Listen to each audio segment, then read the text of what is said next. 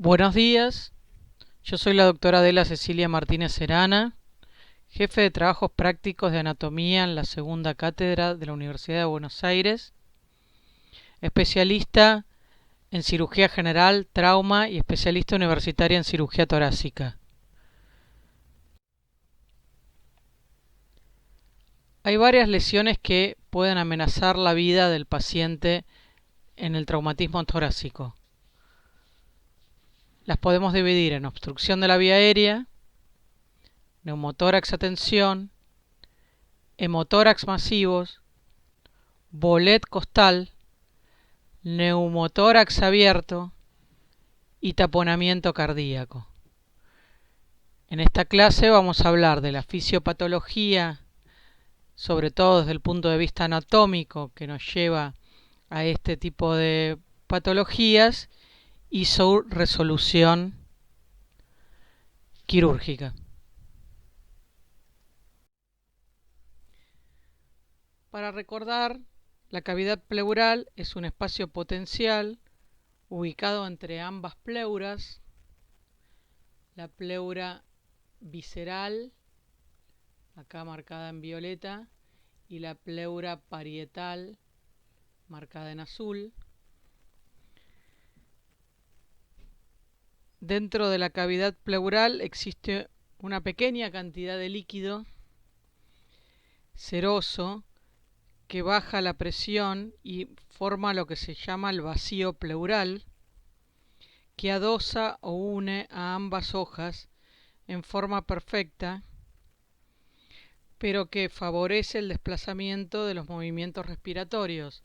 O sea, ambas hojas pleurales se pueden desplazar entre sí, como si fueran dos vidrios pegados con un poquito de agua entre ellos, pero no se pueden separar. Cuando esa cavidad pleural, recuerden que es un espacio potencial, cuando hay líquido o aire o pus o kilo en ese espacio potencial se transforma en real, provocando una patología la cual tendremos que resolver. Lo importante también de recordar es que ambas cavidades pleurales no tienen comunicación entre sí.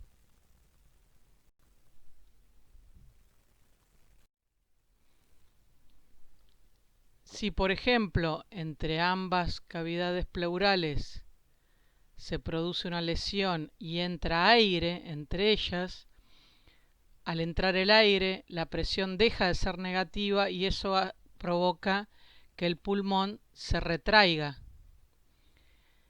Este aire hay que intentarlo evacuar para que el pulmón vuelva a expandirse a su lugar habitual. Para esto tenemos que tener conocimiento anatómico de la parrilla costal, porque tendremos que entrar a la cavidad pleural con un tubo de avenamiento pleural. ¿Dónde se coloca el tubo de avenamiento pleural dentro de la cavidad pleural? Usando de referencia el borde superior de la costilla inferior, para no lastimar ni dañar el paquete vasculonervioso. Estos son los tipos de tubos que se utilizan: semirrígidos, siliconados.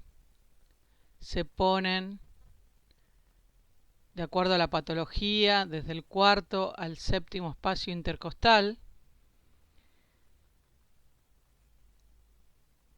y este tubo va a tener que ir a desembocar a lo que se llama un frasco bitubulado, que acá ven que tiene un tubo y este otro tubito, por eso bitubulado, que va a una trampa o sello de agua para imprimirle una diferencia atmosférica a la cavidad pleural. Así el aire puede salir, pero no puede volver a entrar. Acá vemos en la radiografía, esto sería la pleura parietal y acá, adosada al pulmón, estaría la pleura visceral. El espacio que se encuentra acá es lo que nos da a ver que esto se trata de un neumotórax. ¿Ven? Comparado con el otro lado, tiene trama alveolar hasta los extremos, no como acá que no se ve trama alveolar.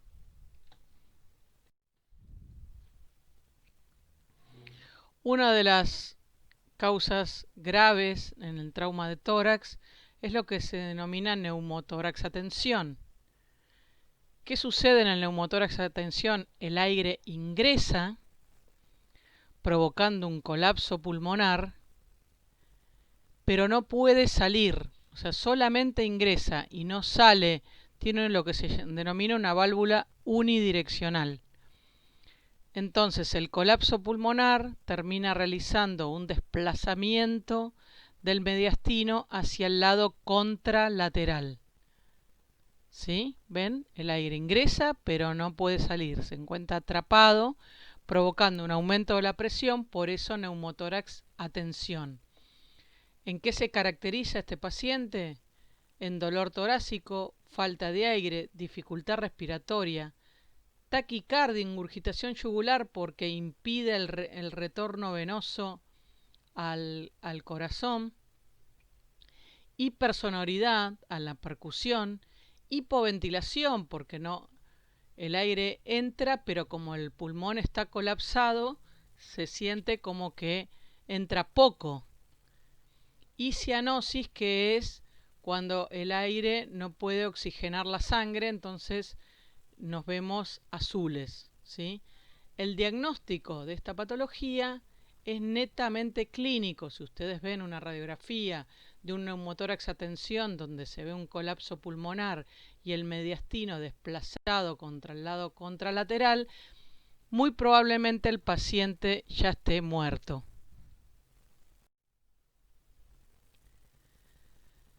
Acá vemos dónde tenemos que hacer la punción. Para solucionar esto rápidamente, porque si no el paciente se nos muere, tenemos que transformar el neumotórax hipertensivo en un neumotórax normotensivo. Entonces, ¿qué hacemos? Le provocamos un agujerito por donde el aire pueda salir.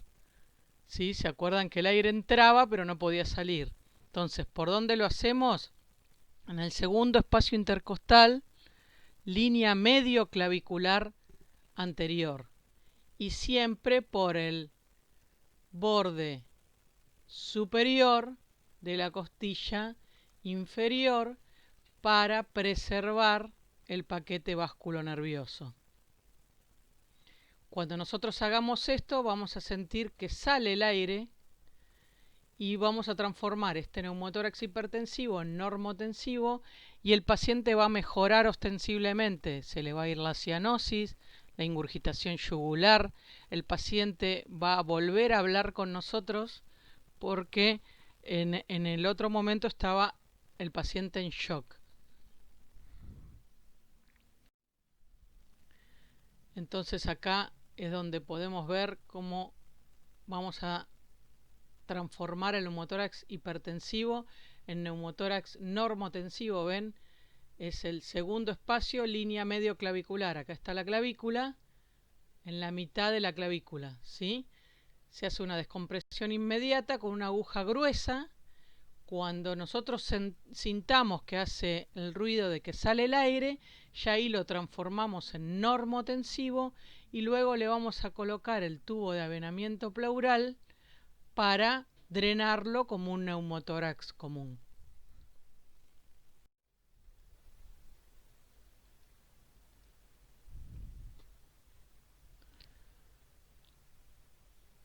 Acá les presento estas imágenes que nunca deberíamos ver.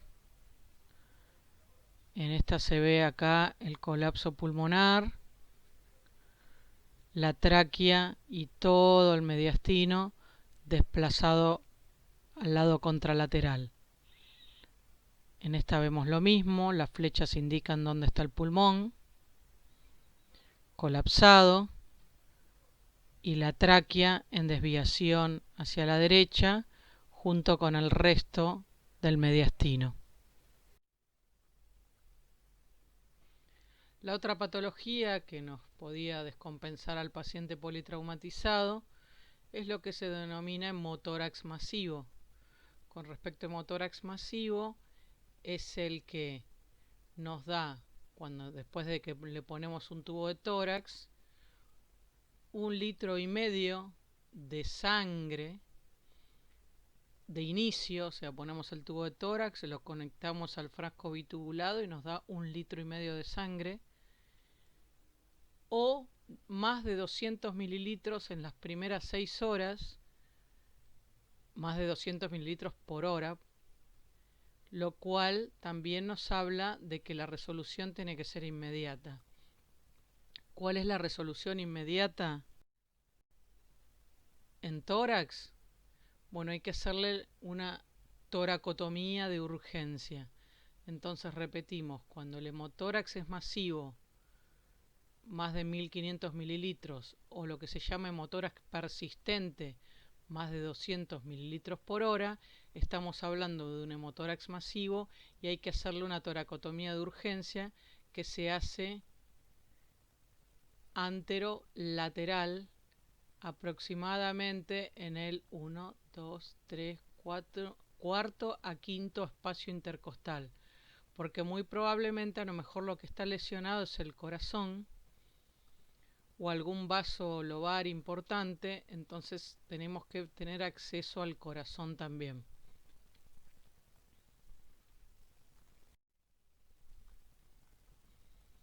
Acá ustedes pueden ver, esta toracotomía no se hace en quirófano, se hace ahí en la sala de urgencias. Esto es un separador costal, ¿sí? Y acá estos son sondas que se les infla a lo mejor el balón, sondas Foley, sondas que se utilizan para poner en la vejiga para medir la diuresis. Estas sondas tienen en la punta como un balón, se ponen, se infla el balón para que haga hemostasia, así como si fuera por compresión, y el paciente así se lo lleva a terapia a ver si se lo puede recuperar.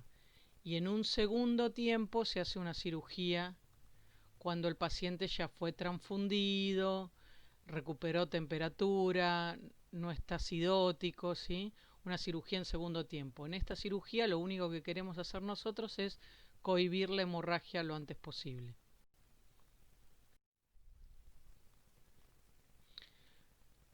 Con respecto a la caja torácica, quiero recordarles que teníamos el esternón, las costillas de la 1 a la 7 son verdaderas, la octava, la novena y la décima son falsas y las últimas 2 son flotantes, ¿sí?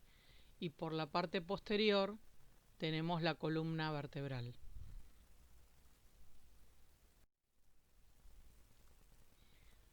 La caja torácica también tiene sus movimientos. En la expiración se acercan la caja torácica hacia la columna y desciende la caja torácica. En cambio, en inspiración se expande y asciende, ¿sí? Aumentando el diámetro entre ambos senos costo diafragmático.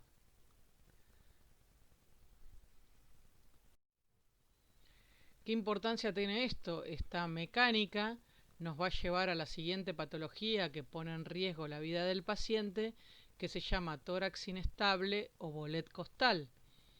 ¿Qué sucede? ¿Qué es el tórax inestable o bolet costal?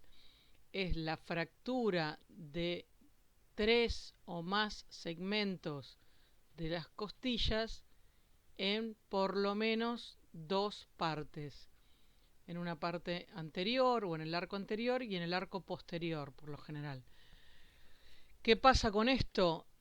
Este segmento toma independencia del resto de la caja torácica. Entonces, cuando la caja torácica se contrae, este segmento se expande y viceversa. Cuando la caja torácica se expande, este segmento se contrae. Este bamboleo puede originar lesiones graves en el pulmón que hay que controlar para que el paciente no se descompense. En el tórax inestable se produce una contusión pulmonar subyacente, porque esto entrada y salida produce una contusión pulmonar, y el paciente respira en forma corta y superficial por dolor, provocando una hipoxia. Entonces lo que tenemos que hacer es una analgesia eficaz, colocarle oxígeno, kinesiología, líquidos endovenosos, y antes se le ponían unas clavijas a los pacientes y se los colgaba para que ese segmento no se metiera para adentro y lastimara el pulmón haciendo una contusión pulmonar. Pero actualmente lo que se hace, se lo coloca en un respirador, a lo que se llama asistencia respiratoria mecánica a presión positiva. O sea, se lo está como inflando permanentemente para que ese segmento no se introduzca dentro del pulmón. Ven, acá pueden ver 1, 2, 3, 4, 5 fracturas, y acá están en los arcos posteriores, ¿sí? Las mismas.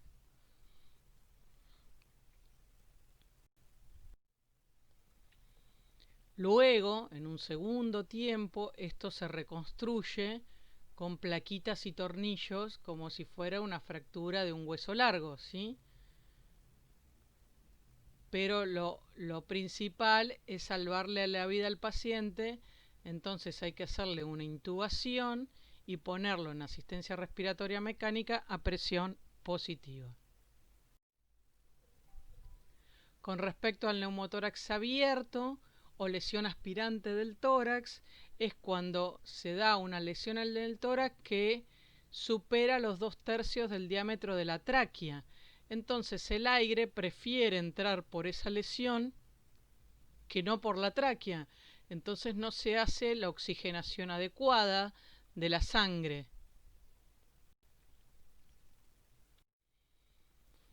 La solución en el lugar del hecho es tapar esta lesión, digamos que por el diámetro que tiene compite con la tráquea, para que el aire no entre por ahí, pero no se la tapa en una oclusión total, porque si no haríamos lo que se llama el neumotórax a tensión, ¿sí? Entonces se la tapa en 3 puntos, ¿sí? Para que el aire no pueda entrar, pero sí pueda salir, ¿sí? Entonces se ocluye el defecto, se coloca un avenamiento pleural y se repara quirúrgicamente el defecto de la pared para que no compita más con la tráquea, como les dije.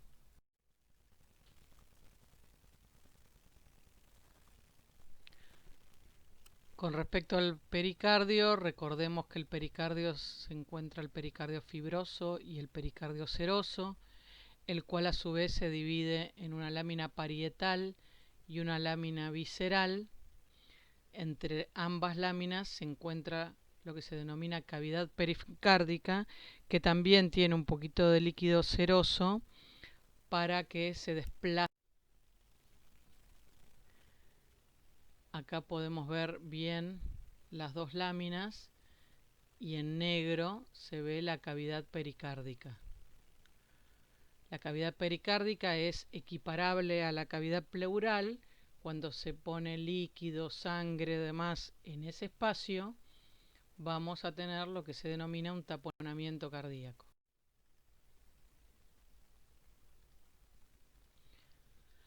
El taponamiento cardíaco es la acumulación rápida de sangre en la cavidad pericárdica. Con 15 a 20 mililitros alcanza, ¿sí? Con muy poquito. Esto está causado por lo general por lesiones penetrantes de heridas de arma blanca y el diagnóstico se da por una triada que se llama de Beck, por el que lo descubrió, que se da por hipotensión, porque el corazón no puede bombear adecuadamente, elevación de la presión venosa, porque el retorno venoso está dificultado por, por este líquido que hay en el pericardio, y ruidos cardíacos apagados o alejados, porque si nosotros intentamos ocultar a este paciente, vamos a escuchar los ruidos.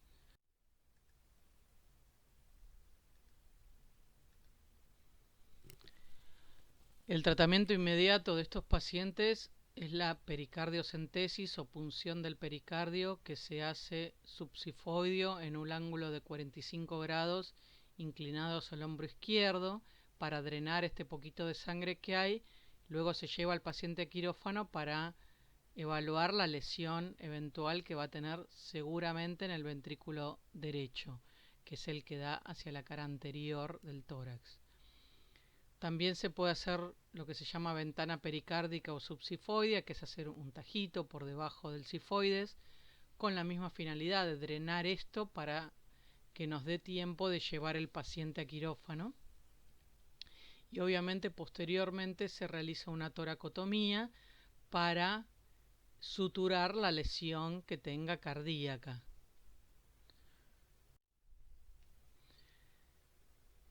Les quiero dejar esta frase como final, que es mejor estar preparados para algo que puede ser que nunca suceda. Lo que no es bueno es que nos suceda algo para lo cual nunca estuvimos preparados. Muchas gracias.